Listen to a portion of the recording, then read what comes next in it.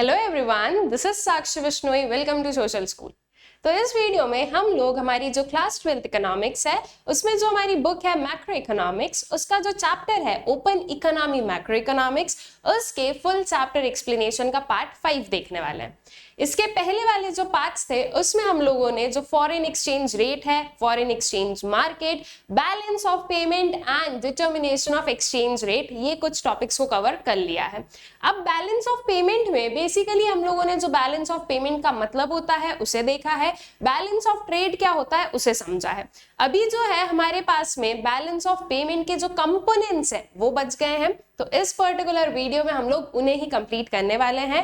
That is जो आपका पूरा बैलेंस ऑफ पेमेंट है ये किन वेरियस जो है कंपोनेंट से बनता है, किन वेरियस कंपोनेंट से कंप्लीट होता है। ठीक है, तो चलिए स्टार्ट करते हैं।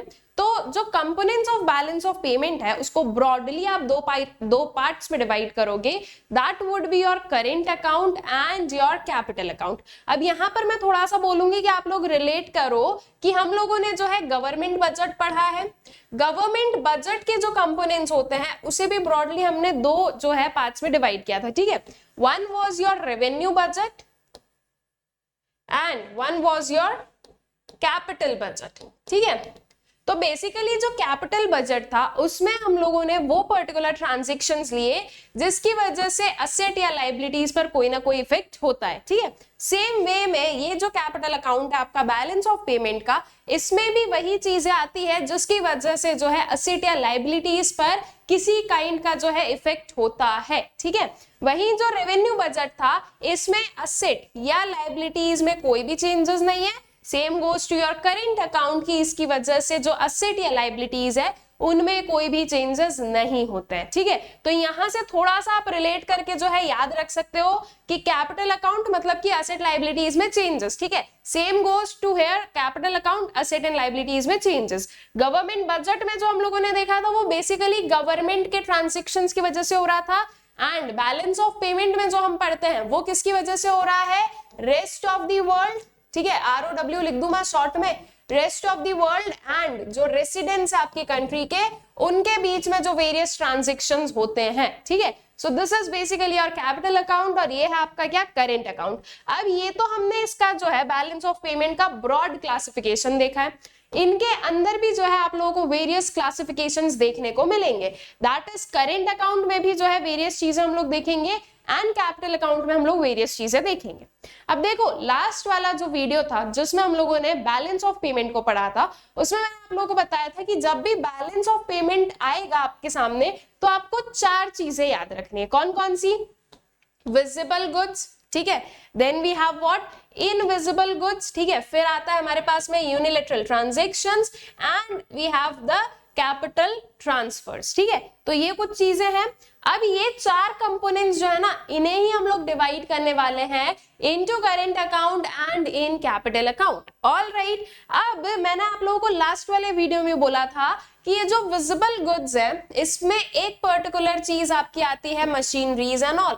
ठीक है, अब जो कॉमर्स वाला स्टूडेंट होगा उसके हिसाब से ये जो मशीनरी है दिस इज एन असेट, लेकिन जब हम इकोनॉमिक्स में पढ़ रहे हैं तो this machinery is not an asset. ये क्या है, ये आपकी एक कमोडिटी है, ये आपका एक गुड है। ठीक है, जो कि फर्दर प्रोडक्शन प्रोसेस में हेल्प कर रहा है, तो ये असेट नहीं है, ये सिर्फ और सिर्फ एक गुड है। ठीक है, ये बात याद रखना। तो फिर असेट या लायबिलिटीज क्या होता है अकॉर्डिंग टू इकोनॉमिक्स, तो असेट या लायबिलिटीज जो होती है ना दे आर योर बोरोइंग्स। ठीक है, फिर हो गया आपके पास में डिसइन्वेस्टमेंट, फिर उसके बाद में अगर कोई परचेज ऑफ एन असेट है, ऑल राइट, जैसे कि आपने जो है कोई भी काइंड ऑफ इन्वेस्टमेंट कहीं पर किया है इस काइंड से। ठीक है, तो यहां पर ये investment would be your what, asset, and if you are lending money तो वो भी क्या होगा, वो भी आपका जो है असेट की कैटेगरी में आता है। तो बेसिकली जहां पर मनी का ट्रांजैक्शन है, ऑल राइट, कि आपने बोरोइंग, इन्वेस्टमेंट इस टाइप से कुछ हो रहा है, तो those will be your capital transfers and those will be the part of your capital account. And जो मशीनरीज एंड ऑल होते हैं ये आपके असेट्स की कैटेगरी में नहीं आएंगे। ठीक है, ये याद रखना, these are your visible goods। ठीक है, तो इसमें कंफ्यूजन नहीं होना है। तो ये जो आपके स्टार्टिंग के 3 चीजें हैं ना, that is visible goods, आपके invisible goods and unilateral transfers, ये तीनों पार्ट होते हैं आपके करेंट अकाउंट के, और जो कैपिटल ट्रांसफर है that is the part of your capital account. All right, तो यहां से आई होप सो कि आप लोगों को प्रॉपर्ली जो है ये जो डिस्टिंग्विशिंग फैक्टर है समझ में आ गया कि ये जो चार फैक्टर्स हैं, जो हम लोग चार कंपोनेंट्स ऑलरेडी पढ़ चुके हैं, उन्हीं से रिलेटेड हमें बैलेंस ऑफ पेमेंट को पढ़ना है, और इन चार में जो है सारी चीजें इंक्लूड हो चुकी है। ठीक है, ऐसा नहीं है कि कुछ और कहीं से आएगा या इन चार के अलावा और कोई सी जो है फिफ्थ कैटेगरी आ गई। ये चार कैटेगरीज है, इसमें सारी चीजें इंक्लूडेड रहती है। All right, so I hope so कि current account and capital account का जो बाइफर्केशन है वो आप लोगों को क्लियर है। अब आ जाओ कि हम लोग जो है एक बार थोड़ा सा डिटेल में देख लें इन सभी चीजों को। तो करेंट अकाउंट पर आते हैं, तो current account refers to an account which records all the transactions relating to export and import of goods and services and unilateral transfers during a given period of time. ठीक है, current account में हमने क्या बोला है कि ये वो पर्टिकुलर अकाउंट है जिसमें हम लोग क्या रिकॉर्ड कर रहे हैं, जो एक्सपोर्ट एंड इंपोर्ट है गुड्स एंड सर्विसेज का, मतलब कि विजिबल गुड्स, इनविजिबल गुड्स, ठीक है, एंड जो यूनिलैटरल ट्रांसफर्स हैं during a given period of time. जैसे कि वी नो कि जो बैलेंस ऑफ पेमेंट है उसे भी हम गिवन पीरियड ऑफ टाइम पर देखते हैं, तो वही सेम चीज आप लोग यहाँ पर देखोगे कि ये जो सारी चीजें ये भी आप एक गिवन पीरियड ऑफ टाइम पर जो है देखते हो। ठीक है, तो बस वही तीनों चीजें जो है हमने यहाँ पर पुट कर दिया। So what are the components of current account, तो सबसे पहले ये आ गया आपके पास में export and import of goods, that is merchandise transactions और विजिबल ट्रेड। ठीक है, इसे हम लोग जो है मर्केंडाइज ट्रांजैक्शन भी बोलते हैं या फिर visible trade as we know it. So balance of these visible exports and imports is known as balance of trade. ये चीज भी हमें बहुत अच्छे से पता है, बैलेंस ऑफ ट्रेड हम लोग ऑलरेडी अपने प्रीवियस वाला जो है लेक्चर में देख चुके हैं। ठीक है, सो जो भी विजिबल एक्सपोर्ट्स, विजिबल गुड्स के एक्सपोर्ट एंड इंपोर्ट्स होते हैं, they are basically our balance of trade. Then export and import of services की बात करते हैं, दैट इज इनविजिबल जो ट्रेड होगा उसकी बात करते हैं। तो payments are either received or made to other countries for use of these services. Services are generally of three kinds, shipping, banking and insurance. ठीक है, जनरली ये तीन टाइप की सर्विसेज है जो हमें rest of the world in residents के बीच में जो है देखने को मिलती है। ठीक है, that is shipping, banking and insurance. So payment of these services are recorded on the negative side and receipts on the positive side. ये चीज भी हम लोग अपने लास्ट वाले लेक्चर में पढ़ चुके हैं। देखो, इसीलिए जरूरी है कि आप जो है सारी चीजें सीक्वेंस में पढ़ो, बिकॉज अगर आपने पहले वाला नहीं पढ़ा होगा तो यहाँ पर आपको जो है चीजें ऐसा लगेगा कि पता नहीं मैम क्या बोल रही है। इसीलिए इफ इन केस अगर नहीं देखा हो वीडियो तो जाकर देख लेना उसको। ठीक है, तो जो भी पेमेंट होता है सर्विसेज का वो नेगेटिव साइड पर आएगा। नेगेटिव साइड मतलब कि आपका जो है आउटफ्लो है ये। ऑलराइट, आउटफ्लो क्यों है? बिकॉज आप पेमेंट कर रहे हो, तो जो आउटफ्लोज होंगे वो कहां पे रिकॉर्ड होंगे? डेबिट साइड में। So negative side is basically the debit side, and जो रिसीट्स है वो कहां पर आएगी? पॉजिटिव साइड में। दैट मीन्स जो है आपका क्रेडिट साइड। ठीक है, तो क्रेडिट एंड डेबिट, क्रेडिट में सारे इनफ्लोज लेते हो और डेबिट में सारे आउटफ्लोज को लिखोगे आप। ठीक है, तो अगर आपने पेमेंट किया तो that would be in debit side, अगर आपको रिसीट जो है आपने रिसीव किया तो वो कहां पर आ गया? आपके पॉजिटिव साइड पर, दैट इज क्रेडिट साइड पर आ गया है। ठीक है, देन यूनिलैटरल और unrequited transfers to and from abroad। ठीक है, that is one sided transactions. जो वन साइडेड ट्रांजेक्शंस है जिनके जो है अगेंस्ट में कोई भी काइंड ऑफ फैक्टर सर्विसेज आपको रिसीव नहीं हो रही है, वो बेसिकली आपके यूनिलैटरल ट्रांसफर्स होते हैं। All right, so unilateral transfers include gifts, donations, personal remittances and other one-way transactions। ठीक है, तो जो यूनिलैटरल ट्रांसफर है उसमें क्या क्या चीजें इंक्लूडेड है? गिफ्ट्स है, डोनेशंस है, या कोई भी वन साइडेड जो हो रहा है, दैट मींस उसके अगेंस्ट में अगर कोई भी kind of factor services receive नहीं होती है, सिर्फ वन साइडेड जो है ये ट्रांसफर है, तो that would be your unilateral transfer, जिसे हम लोग transfer payment and transfer receipt के नाम से भी जानते हैं, जो कि हम लोगों ने अपनी नेशनल इनकम में बहुत ही अच्छे से पढ़ा है। ठीक है, so these refer to those receipts and payments which take place without any service in return. Receipts of unilateral transfers from rest of the world is shown on the credit side and unilateral transfers to rest of the world on the debit side. जो भी receipts है वो कहां पर आ गई? वो आ गई आपकी क्रेडिट साइड में, और जो भी पेमेंट्स है वो कहां पर आ गए? आपके डेबिट साइड में, ठीक है। तो ये बिल्कुल जो आपने माइंड में बैठा लो, जब भी आप रिसीव करोगे तो that would be in credit side, और जब भी आप पेमेंट कर रहे हो तो वो कहां पर आ जाएगा, आपके डेबिट साइड में आ जाएगा, ठीक है। देन जो इसका फोर्थ वाला कंपोनेंट है, that is income received and payment to and from abroad. It includes investment income in the form of interest, rent and profit, ठीक है। अगर कोई भी इनकम रिसीट या पेमेंट हो, अब यहाँ पर हमने इनकम क्यों बोला है, क्योंकि this is a kind of factor income, alright. ये एक काइंड से क्या है, ये एक काइंड से फैक्टर इनकम है जो आपके फैक्टर्स ऑफ प्रोडक्शन के अगेंस्ट आपको मिलती है।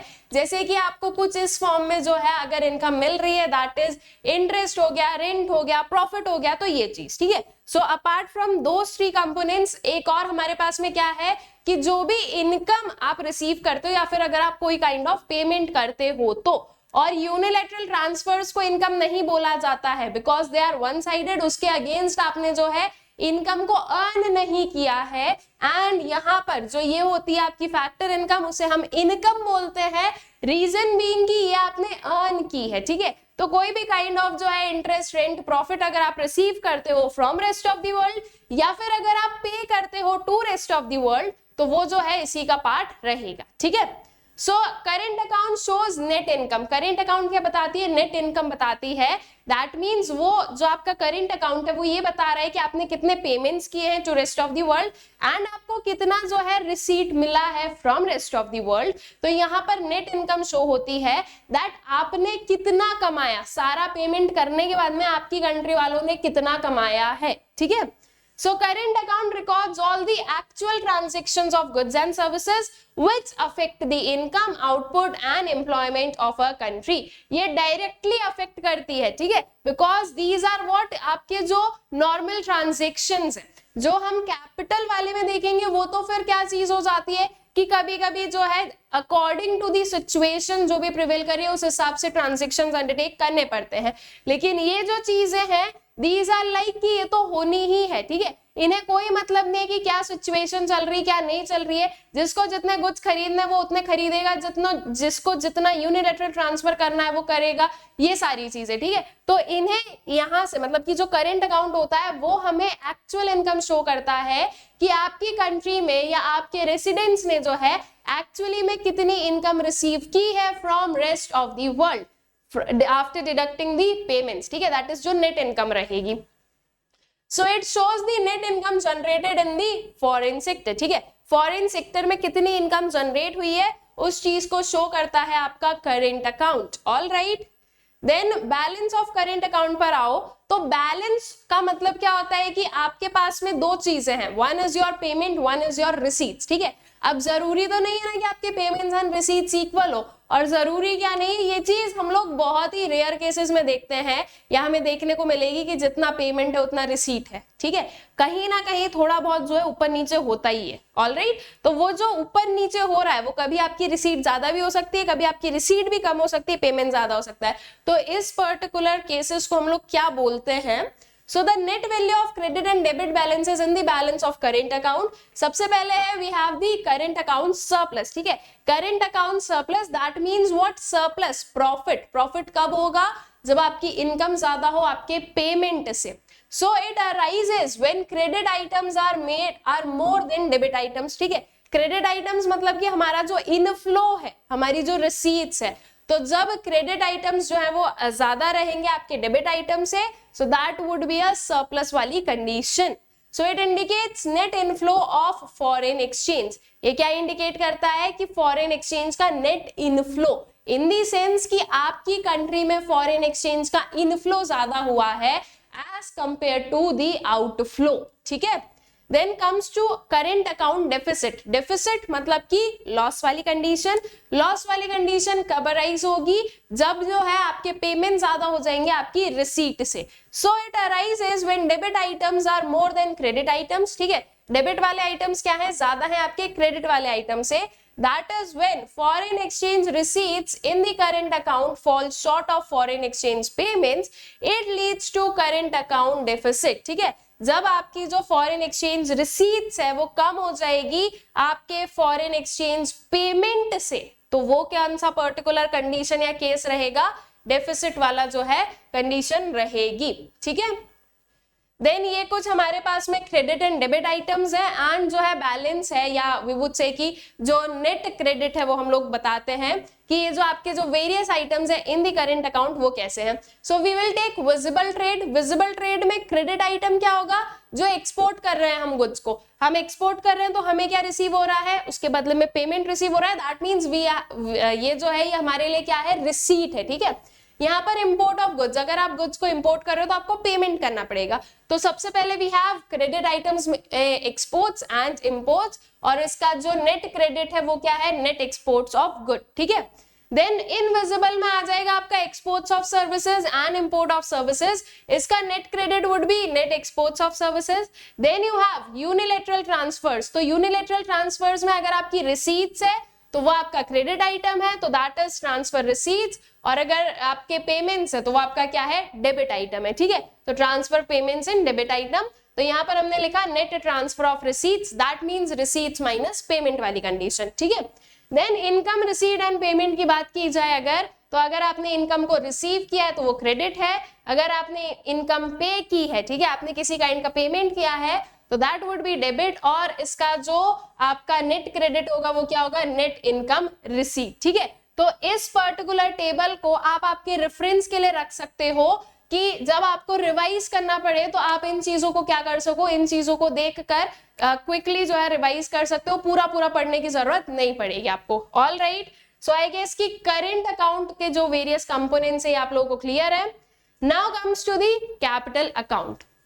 So capital account of BOP records all those transactions between the residents of a country and the rest of the world which cause a change in the assets or liabilities of the residents of the country or its government, ठीक है। तो current account में हमने capital account में हमने basically क्या बोला है कि कैपिटल अकाउंट में वो सारे ट्रांजेक्शन्स आते हैं जिसकी वजह से जो है असेट या फिर लाइबिलिटीज में किसी काइंड का चेंज होता है, ठीक है। ये सारे जो ट्रांजैक्शंस है वो आपके कैपिटल अकाउंट में आएंगे। So components of balance account या we would say components of capital account अगर हम लोग बोलेंगे तो वो क्या आएंगे आपके, borrowings and lending to and from abroad, ठीक है। अगर आप बोरो कर रहे हो तो आपकी लाइबिलिटी बढ़ेगी, अगर आप लेंड कर रहे हो तो आपका असेट इंक्रीज होगा। तो बोरोइंग और लेंडिंग हो सकता है to and from abroad. Then we have investments to और फ्रॉम अब्रॉड, ठीक है। इन्वेस्टमेंट आपकी कंट्री में भी आ सकता है और आप जो है दूसरी कंट्री में इन्वेस्ट कर सकते हो।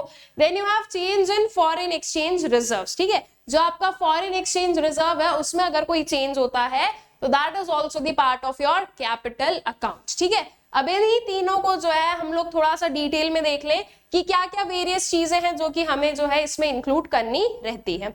सबसे पहले is the borrowing and lending to and from abroad. अब अगर हम बोरो कर रहे हैं स्टूडेंट्स तो वो आपका इनफ्लो होगा या आउटफ्लो होगा।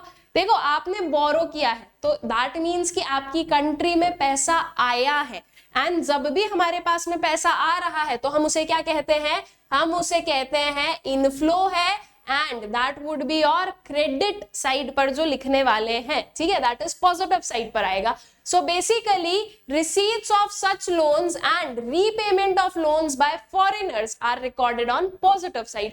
अगर हमारे पास में कोई भी लोन की रिसीट्स आती है, अगर हमने किसी से भी बोरो किया है तो वो हमारे लिए इनफ्लो है एंड वो क्रेडिट साइड पर आएगा।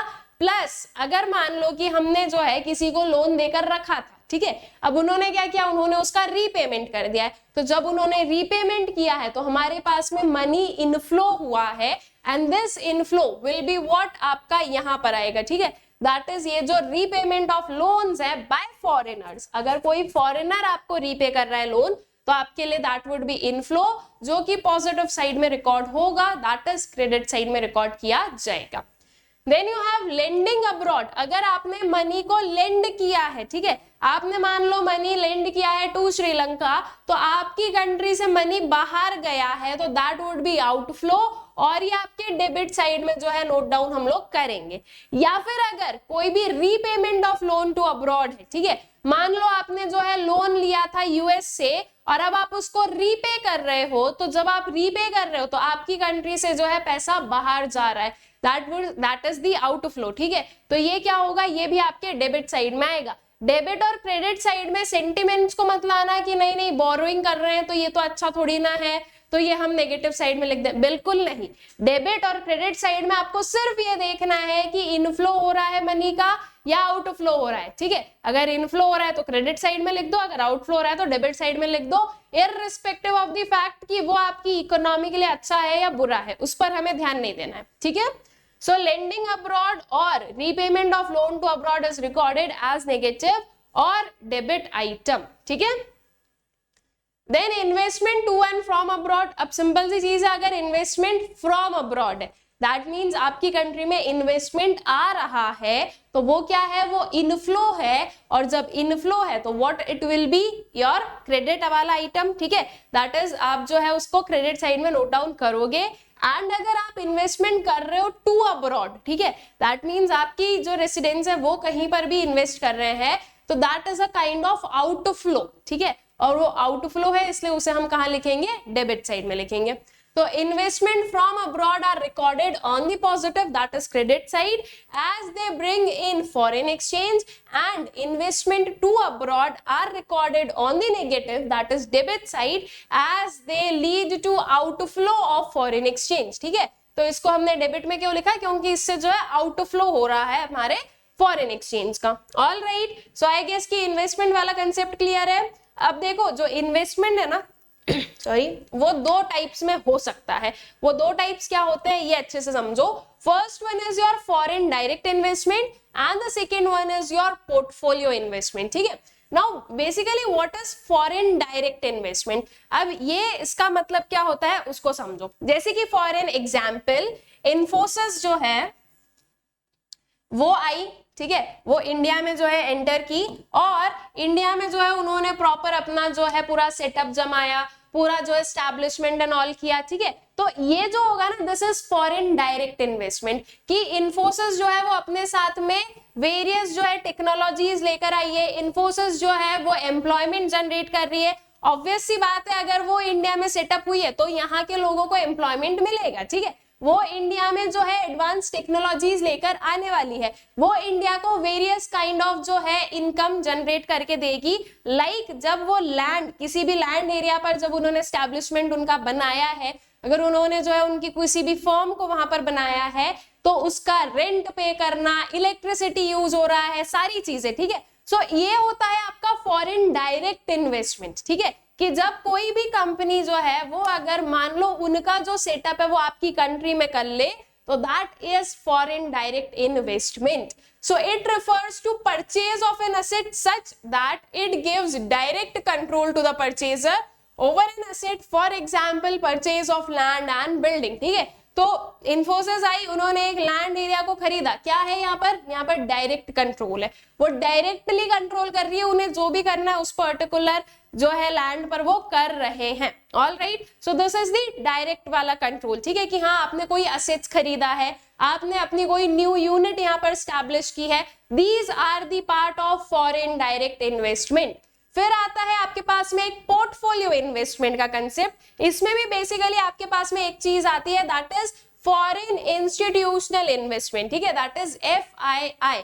एक तो FDI के बारे में आप लोगों को पता होना चाहिए, एक होता है आपका FII, that is foreign institutional investment. Basically ये क्या होता है, जब कोई भी कंपनी या कोई भी पर्सन, कोई भी फॉरेनर जो है वो अगर मान लो आपका जो स्टॉक मार्केट है या आपकी जो इंडियन कंपनीज है उनके किसी शेयर्स को परचेज करते हैं, ठीक है, तो वो भी एक काइंड से क्या है तो वो भी इन्वेस्टमेंट ही की जो है पैसा उन्होंने लगाया है। लेकिन वो शेयर्स को जब परचेज कर रहे हैं तो these like people do not have direct control, ठीक है, direct control over any of the assets. तो अल्टीमेटली इसे हम कहते हैं आपका फॉरेन इंस्टीट्यूशनल इन्वेस्टमेंट, ठीक है। आई होप सो कि दोनों के बीच का जो डिस्टिंग्विश है या जो डिस्टिंग्विशिंग फैक्टर है वो आप लोगों को समझ में आ गया है। So it refers to purchase of an asset such that it does not give any direct control over the asset to the purchaser. For example, purchase of shares. It also includes foreign institutional investment. All right. I hope so कि ये दोनों जो है आप लोगों को clear है, FDI and FII का जो कंसेप्ट है।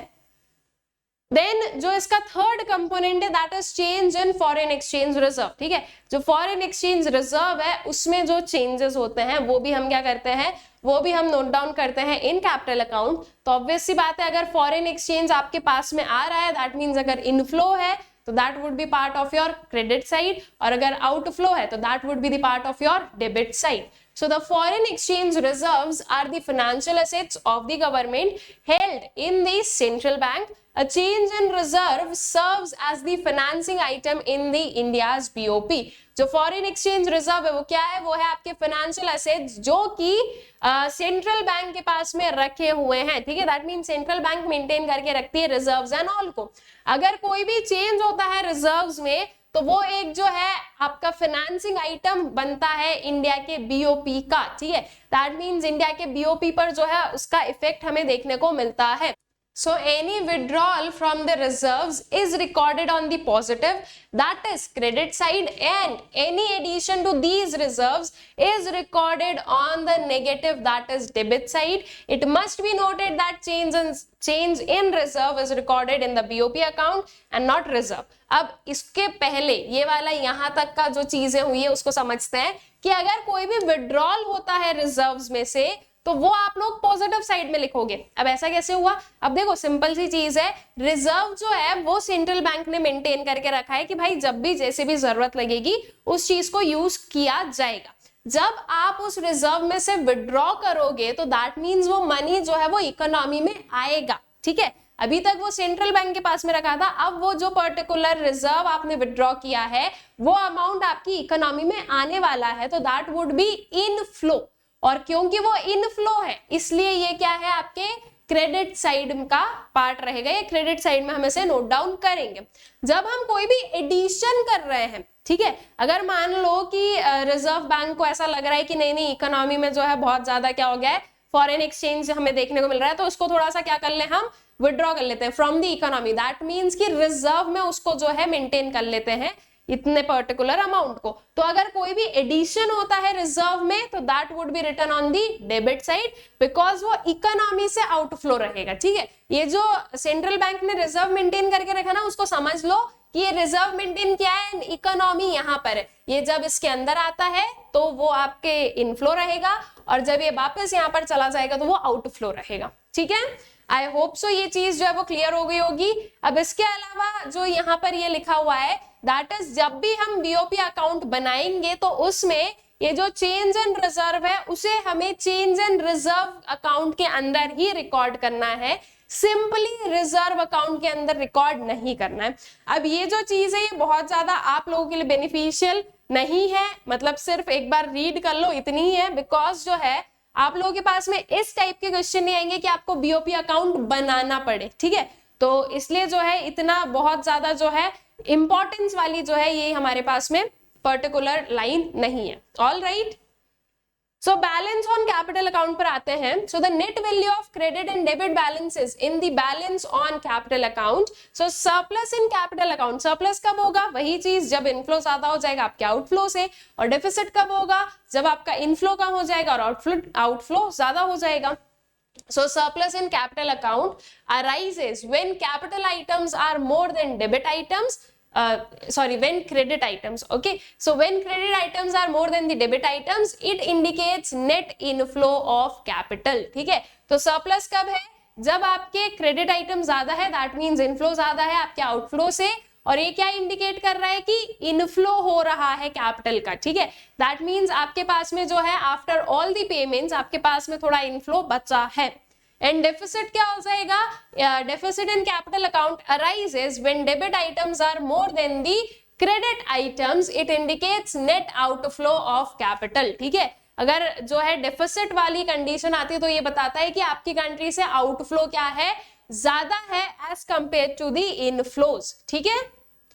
देन ये वेरियस कंपोनेंट्स है आपके कैपिटल अकाउंट्स के। डेबिट क्रेडिट आइटम्स में आप क्या लिखोगे, borrowing and lendings to and from abroad का कौन सा वाला पार्ट आएगा, बोरोइंग्स फ्रॉम अब्रॉड जो वो कैपिटल में वो क्रेडिट अकाउंट में आएगा, एंड जो लेंडिंग टू अब्रॉड है वो कहां पर आ जाएगा, आपके डेबिट साइड में, ठीक है। सो नेट क्रेडिट क्या हो जाएगा, net borrowings from abroad, that means जो बोरोइंग्स हमें मिली है उसमें से माइनस जो बोरोइंग्स हमने दी है, दैट मींस जितना मनी हमने लेंड किया है। फिर इन्वेस्टमेंट फ्रॉम अब्रॉड वाला जो फैक्टर है हमारा, या जो हमारा एक हेडिंग है, उसके अंदर जो आपका क्रेडिट आइटम है that is basically investment from abroad, और डेबिट में क्या है, investment to abroad. So net credit में क्या आ जाएगा आपका, net investment from abroad.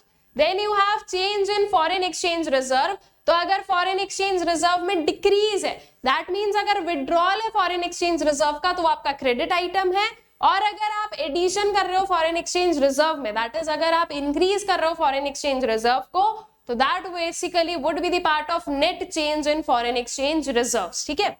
Then ये आपके करेंट रिसीट्स एंड जो है आप not current receipts, that would B capital receipts, and जो कैपिटल पेमेंट्स है that will give you capital account balance, ठीक है।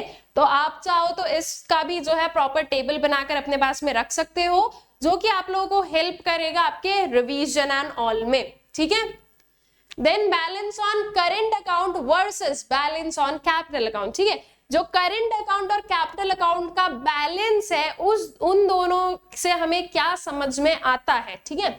So a deficit in current account must be settled by a surplus on capital account, and a surplus in current account must be matched by the deficit of the capital account, ठीक है। तो basically ये बोला जाता है कि जैसे कि मान लो करेंट अकाउंट में डेफिसिट है $200 का, तो ये जो $200 का डेफिसिट है ये सेटल किया जाएगा with the help of the capital account, ठीक है। जो कैपिटल अकाउंट में सरप्लस रहेगा, दैट मींस जो कैपिटल अकाउंट में इनफ्लोज हम लोग ज्यादा बोलेंगे। तो बेसिकली अगर कोई भी ऐसी डेफिसिट वाली कंडीशन आती है, ठीक है, तो क्या होता है, इसको कैसे सेटल करोगे, तो इस कैपिटल अकाउंट के थ्रू, कैसे, बोरोइंग्स करके। अगर हम बोरो कर लेंगे मनी को तो ये हमारा इनफ्लो हो जाएगा, और अगर मान लो आपने बोरो कर लिया है $200, तो ये आपके इस $200 को क्या कर देगा, सेटल आउट कर देगा। Obviously this is not a good thing, ठीक है। या फिर आप बोरो नहीं करोगे तो आप क्या करोगे, आप डिसइन्वेस्ट करोगे, तो ये चीज भी जो है देखा जाए तो वैसे तो सही नहीं है, लेकिन जो थ्योरीज एंड जो चीजें चलती है उस हिसाब से देखा जाए तो ऐसे ही वर्क होता है कि जितना भी करेंट अकाउंट का डेफिसिट है उसको कहीं से तो हमें मैच करना पड़ेगा ना।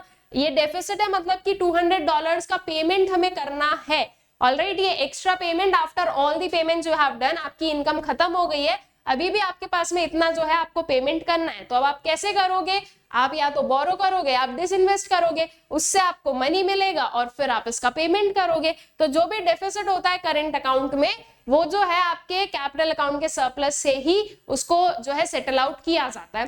तो इससे हमें क्या समझ में आया कि अगर करेंट अकाउंट में डेफिसिट होता है so that will ultimately lead to increase in liabilities or decrease in assets of the country, ठीक है। तो जितना ज्यादा आपके करेंट अकाउंट में डेफिसिट रहेगा उतना ही ज्यादा वी वुड से कि हमारी कंट्री का जो बीओपी अकाउंट है वो गड़बड़ाता जाएगा एंड वो जो है डेफिसिट में टर्न होता जाएगा, ठीक है। Then a surplus in current account, अगर कोई भी सरप्लस है आपके करेंट अकाउंट में तो that must be matched by the deficit of the capital account. तो जितना भी आपका सरप्लस अगर आता है करेंट अकाउंट में तो वह आपके कैपिटल अकाउंट के डेफिसिट को जो है मैच करेगा, ठीक है। और एक बात सिंपल ये भी याद रखना आप लोग, ये वाली चीज तो कम ही होती है, ठीक है। हमारी कंट्री में ये वाली जो पर्टिकुलर कंडीशन है हमें कमी देखने को मिलती है, मोस्टली इसलिए क्योंकि हमारे इंपोर्ट्स जो है वो ज्यादा हैं आपके एक्सपोर्ट से, तो इसलिए हमारे पेमेंट ज्यादा होते हैं हमारी जो रिसीट्स होती है उनसे, ठीक है। सो जो करेंट अकाउंट में डेफिसिट होता है ना, that is the main reason for your capital account में जो भी हम बोरोइंग्स एंड ऑल करते हैं, और इसकी वजह से फिर से जो है आपका करेंट अकाउंट में डेफिसिट जो है वो और ज्यादा क्रिएट होता है। कैसे, आपने मनी को किया है बोरो, अब इस बोरोड मनी पर आपको क्या पे करना है, इंटरेस्ट पे करना है। ये जो इंटरेस्ट पेमेंट है this is part of your current account. तो अल्टीमेटली अगर आप आपके इस डेफिसिट को ठीक करते हो आपकी बोरोइंग्स के थ्रू, तो इसकी वजह से फिर से जो है आपके जो करेंट अकाउंट के पेमेंट्स है वो बढ़ेंगे। तो अल्टीमेटली ये जो सर्कल है चलता रहेगा, जो विशियस सर्कल है वो चलता रहेगा, एंड जो डेट ट्रैप वाली कंडीशंस है वो अराइव या वी वुड से कि वो जो है आपकी हमें देखने को मिलेगी, ठीक है। So ultimately deficit in current account is not at all desired condition, ठीक है। देन हमारे पास में कुछ ऑटोनॉमस एंड अकोमोडेटिंग आइटम्स होते हैं। तो अब ये क्या होते हैं, एक बार इन्हें देखते हैं कि ऑटोनॉमस एंड अकोमोडेटिंग आइटम्स हम किन्हें कहते हैं। सबसे पहले आता है ऑटोनॉमस आइटम्स पर। तो autonomous items refers to those international economic transactions which take place due to some economic motive such as profit maximization. Simple सी चीज है, ऑटोनॉमस आइटम्स में वो सारी चीजें या वो सारे आइटम्स आप लोग लोगे जो कि अपना जो है प्रॉफिट वगैरह अर्न करने के लिए हमने अंडरटेक किए हैं, ठीक है।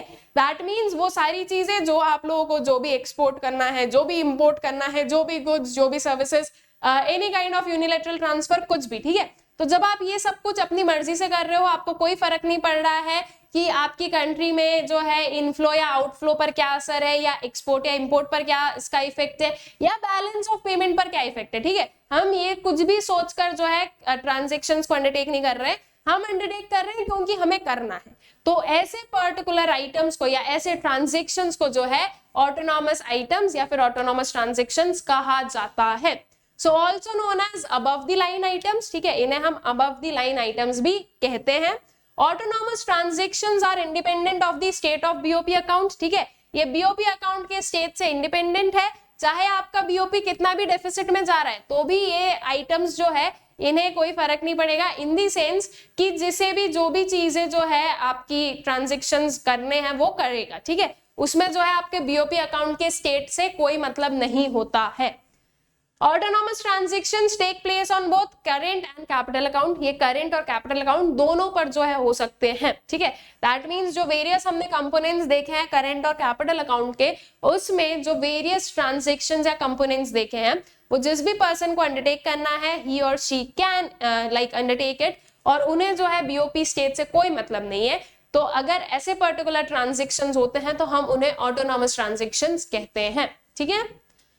Then on the current account, merchandise exports and imports of goods are autonomous transactions. On capital account, receipts and repayments of long-term loans by private individuals are autonomous transactions, ठीक है। तो capital account में जो है receipt और repayment जो है जो भी long-term loans पर है जो कि डन बाय प्राइवेट इंडिविजुअल्स, ठीक है। प्राइवेट इंडिविजुअल्स को नहीं मतलब है, गवर्नमेंट को मतलब होता है कि आपका जो है बीओपी का स्टेट क्या चल रहा है या आपकी कंट्री में कोई भी पर्टिकुलर जो वेरियस हमारे पास में अकाउंट्स होते हैं उनका स्टेट क्या चल रहा है। प्राइवेट इंडिविजुअल्स को जो है अपने प्रॉफिट से मतलब होता है, तो प्राइवेट इंडिविजुअल्स के थ्रू जो भी पर्टिकुलर ट्रांजैक्शंस अंडरटेक किए गए हैं that would B part of autonomous transactions, ठीक है। एंड करेंट अकाउंट पर जो भी एक्सपोर्ट एंड इंपोर्ट है गुड्स का, सर्विसेज का, any kind of unilateral transfer, ये सब कुछ आपके करेंट अकाउंट में बनता है। तो सरप्लस और deficit in BOP, so BOP account in surplus when autonomous receipts are more than autonomous payments, clear है ये चीज तो हमें। And BOP is in deficit when autonomous receipts are less than autonomous payments, ठीक है। Deficit जब payment ज्यादा है रिसीट कम है, सरप्लस जब रिसीट ज्यादा है पेमेंट कम है, ठीक है। Then comes to accommodating items. अब देखो हमने देखा कि ऑटोनॉमस जो आइटम्स होते हैं उन्हें बीओपी अकाउंट से कोई मतलब नहीं है। अब मान लो कि जो है जो आपके ऑटोनॉमस आइटम्स थे उसकी वजह से हमें पता चला है कि बीओपी अकाउंट में जो है $200 का डेफिसिट जो है वो हमें देखने को मिला है, ठीक है। तो अब ये $200 का डेफिसिट हमें कहीं से तो उसको मैच करना पड़ेगा। तो अब पर्पसली जो है हमें कुछ आइटम्स को अंडरटेक करना पड़ेगा या कुछ ट्रांजैक्शंस को अंडरटेक करना पड़ेगा, और वो क्या होंगे, ये जो पर्पसली इस डेफिसिट को मैच करने के लिए, इस डेफिसिट को सेटल करने के लिए जब आप जो है आपके किसी भी ट्रांजैक्शन या आइटम को अंडरटेक कर रहे हो, सो that would be your accommodating items, ठीक है। अभी अकोमोडेटिंग आइटम्स मेनली कौन इन्हें अंडरटेक करेगा, आपकी गवर्नमेंट या फिर सेंट्रल बैंक, ठीक है, क्योंकि उन्हें ही जो है इन सारी चीजों की पड़ी है कि हाँ सब कुछ क्या करें हम लोग, सब कुछ जो है सेटल करके रखना जरूरी है, ठीक है। So accommodating items refers to the transactions that are undertaken to cover the gap in the balance of payments, that is such transactions are undertaken to cover deficit or surplus in the autonomous transactions, ठीक है। तो accommodating जो items होते हैं वो basically क्या है, ऐसे transactions जो कि अंडरटेक किए गए हैं बैलेंस ऑफ पेमेंट में जो गैप है उसे कवर करने के लिए। तो दैट इज ऐसे ट्रांजेक्शन्स जो हैं वो अंडरटेक किए गए हैं किसी भी काइंड ऑफ डेफिसिट या फिर सरप्लस को जो है कवर अप करने के लिए, और जो आपका बैलेंस ऑफ पेमेंट अकाउंट है उसको इक्वल बनाने के लिए, ठीक है। So also known as below the line items, इन्हें हम बिलो द लाइन आइटम्स भी कहते हैं। तो ऑटोनॉमस ट्रांजेक्शंस जो है या आइटम्स जो है वो आपके अबव द लाइन आइटम्स होते हैं, एंड अकोमोडेटिंग जो होते हैं वो आपके बिलो द लाइन आइटम्स होते हैं, ठीक है। Then accommodating transactions are compensating capital transactions, ये याद रखना, these would be capital transactions only because ये जो है आपके borrowings, disinvestment, investment या lending से ही जो है ना आपका deficit और जो surplus होता है उसको हम मैच कर सकते हैं। तो आपके जो accommodating transactions है वो capital transactions ही होंगे, which are meant to correct the disequilibrium and autonomous items of balance of payment, ठीक है। So the sources to meet deficit in BOP are foreign exchange reserve के थ्रू जो है हम अपने बीओपी का डेफिसिट जो है उसको क्या कर सकते हैं, उसको सेटल आउट कर सकते हैं, या फिर बोरोइंग्स फ्रॉम आईएमएफ और फॉरेन मॉनेटरी अथॉरिटीज, ठीक है। तो अगर आप बोरो भी कर रहे हो तो that will also increase the inflow, जो कि आपके डेफिसिट को क्या कर देगा, सेटल आउट कर देगा। All right, so I guess कि accommodating items and autonomous transactions या आइटम्स जो है वो आप लोगों को क्लियर है, प्लस जो बैलेंस ऑफ पेमेंट के वेरियस कंपोनेंट्स है वो क्लियर है।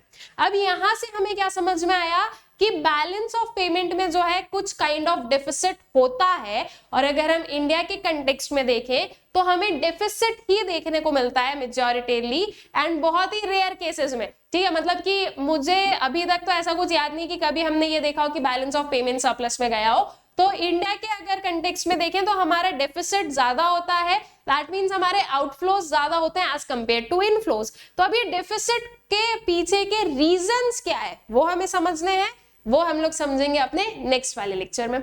आई होप सो यहाँ तक जो भी पढ़ा है वो सब कुछ आप लोगों को अच्छे से क्लियर है। इसके अपार्ट एक और important information, that is Unacademy पर डेडिकेटेडली जो ह्यूमैनिटीज के बैचेस है वो लॉन्च हो चुके हैं for class 11th and for class 12th. For class 11th we have Inception Humanities batch and for class 12th we have Victory Humanities batch, जहां पर हम लोग आप लोगों के जो ह्यूमैनिटीज के वेरियस सब्जेक्ट्स हैं उन्हें कवर करने वाले हैं और बहुत ही अच्छे से जो है उन्हें आप लोगों के लिए प्रिपेयर करवाने वाले हैं। तो अगर अभी तक आप लोगों ने एनरोल नहीं किया है तो जल्दी से जाकर एनरोल कर लीजिए बाय यूजिंग कोड साक्षीवी, जिसके थ्रू आप लोगों को मैक्सिमम डिस्काउंट्स भी मिल सकते हैं। So use code Sakshiv, that is SAKSHIV, and इनकी जो लिंक्स हैं वो आप लोग को डिस्क्रिप्शन बॉक्स में भी मिल जाएगी। इसके अपार्ट आप लोग हमारा जो टेलीग्राम चैनल है उसे ज्वाइन कर सकते हो, दैट इज सोशल स्कूल, जहां पर आपको वेरियस अपडेट्स मिलते रहेंगे रिगार्डिंग चैनल पर क्या चल रहा है, क्या न्यू आ रहा है, एंड क्या पर्टिकुलर जो है वेरियस चीजें हो रही है। आई होप सो ये सारी चीजें आप लोगों को अच्छे से क्लियर आउट हो गई है, एंड जो हम लोगों ने components of balance of payment पढ़े ये भी अच्छे से क्लियर आउट हो गए हैं। Thank you.